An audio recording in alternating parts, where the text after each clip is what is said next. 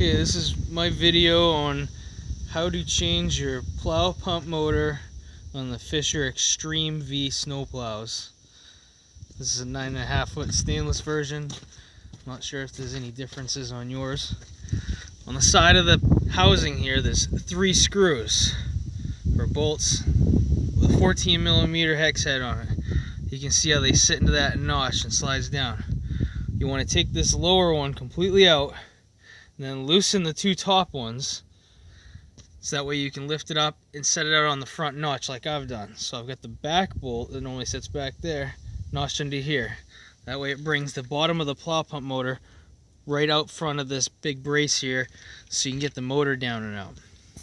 Now, to get the motor down and out, it's pretty simple. You have a solenoid, which is right there, just unbolted it already. Bolts right to the back of the motor. You can see the motor sits in just like that. Terminal's facing the truck. Alright, the one right here closest to us is positive, and the one on the other side is negative. Now you got 2 10mm bolts go right through the bottom of this thing, go straight up into the housing there. That'll loosen it from the pump body so you can get this out. But before you do that, you want to take both of these lugs off, get the terminals disconnected, make sure you've disconnected the power from your truck so you don't short anything.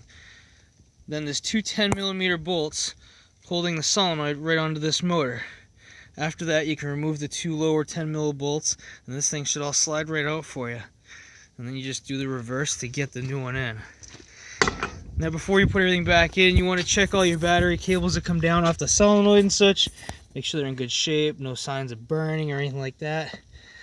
The one that comes off from the solenoid and goes to the motor had a little bit of melting around the casing here, so we're going to replace that before we put it back together. But I hope this helps some of you guys out. It's not as bad of a task as some people make it out to sound like. All in all, you shouldn't be into this for much more than an hour.